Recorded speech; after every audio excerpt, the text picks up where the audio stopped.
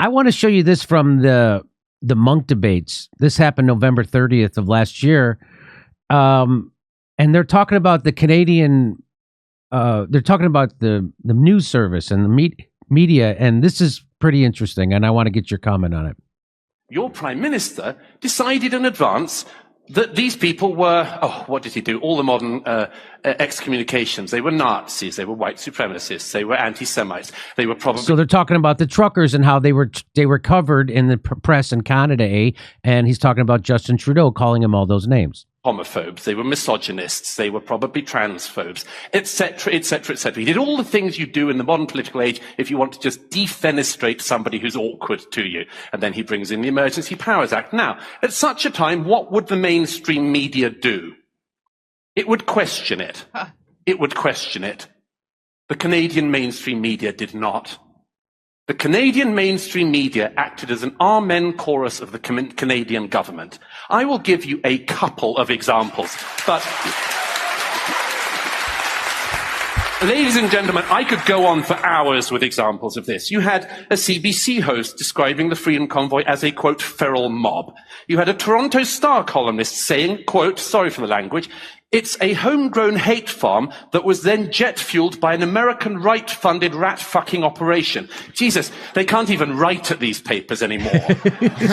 CBC said that 2 Indigenous women were so scared to go outside in Ottawa because of racist violence, didn't bother to mention that Indigenous drummers had led the truckers in an O Canada rendition. The National Observer said that the many black and Indigenous Freedom Convoy supporters were in fact duped by the truckers. The Globe and Mail reporter said, my 13-year-old son told me to tell protesters I'm not a Jew out of fear of anti-Semitic violence, without mentioning that one of the leaders of the convoy was himself Jewish. Now, why is this so rancid? Utterly, utterly rancid and corrupt. Because in this country, your media, your mainstream media, is funded by the government. I like that, man. So is that the problem? The idea that the government... So now we have the PBS here in America and NPR, which are garbage. Bill Gates is our Trudeau government. Bill Gates basically funds a lot of that, and then they get a lot more of their money from banks and polluters and the oil companies and stuff like that. And then they also get money from the government. So they get the worst of both worlds here in America. How does it work in Canada? In Canada, I'm trying to think of like the advertising, the state-funded ones, CBC and Radio Canada. They don't need to worry about advertising. They get $1.2 billion between the two of them. It's a combination of both. They are by the way, they're not just collaborators; they are orchestrators. When I was down at the protest, first of all, just to confirm what some of that gentleman said, I don't know what his name is. I think it's. I met a trans protester there. I interviewed the trans protester. Their name was Ari, and they did not suffer any hatred or verbal abuse until they crossed the line from the counter protesters to the protesters. And you should have seen the counter protesters turn on the transgender Ari like that person had just killed a puppy. Like they were Jon Stewart questioning the Wuhan bat soup theory. No, it was outrageous. I mean, first of all, I happen to be Jewish myself. There was not the slightest bit of anti-Semitism there. I interviewed black protesters. I interviewed his name was Big Bull, a native man from Alberta who was doing the ceremony in the park. And then just to get back to the whole confession through projection, Justin Trudeau and his government are the actual racists.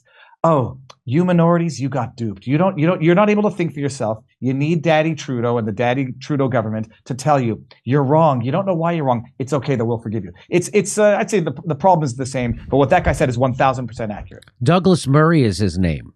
Why would you see Malcolm Gladwell? Yeah, Malcolm Gladwell, who just wrecked his reputation with that mock That was debate. the tipping point to nobody listening to Malcolm Gladwell anymay. I mean, Malcolm Gladwell was already exposed as a shill for the tobacco industry, and yeah, they do a great job in the media. They do a great job.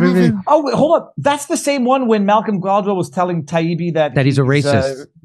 Okay, I saw that portion. I didn't see the whole... he told Taibbi he's a racist on that? Yeah, he kept saying that he's a white male who likes these, kept calling him whitey, and white guys like to... Malcolm Gladwell was saying that about Taibbi, yes. Wow. Yeah. It's terrible. I don't know why. I think I would have remembered that speech if I had heard it, but I saw Malcolm Gladwell was like, oh, you want it to be like Malta Concrete because you like it when old white men are in charge. I was like, it was How did Over you the get top. anywhere in life, Malcolm Gladwell? I have no idea. Did you say that, run that by your old white dad when you? So yeah, Matt Taibbi and Douglas Murray were saying how journalism was better, and they talked about Walter Cronkite, and then he says, "Oh yeah, you like Walter Cronkite because you like it when white male men." That's deliberately vile of Malcolm Gladwell because he's the big knowing, he's the big like knowing the inside story that you wouldn't have thought of guy. He was defending corporate news media. That was the thing he was doing there. Nice to him. But he could have done it in an intellectually honest manner. Like that's if right. you're debating and someone has to take up the devil's advocate, be the devil's, what is it called? The devil's advocate. There's a way to do it without. No, he's devil's PR is what he was. Yeah. If you want to see my stand-up special, become a member at jimmydore.com. It's only $10, and come see our live stand-up comedy in Los Angeles, Palm Springs, Milwaukee, St. Paul, Honolulu, Northampton, Massachusetts, Syracuse, Cohoes, New York, Hartford, and more.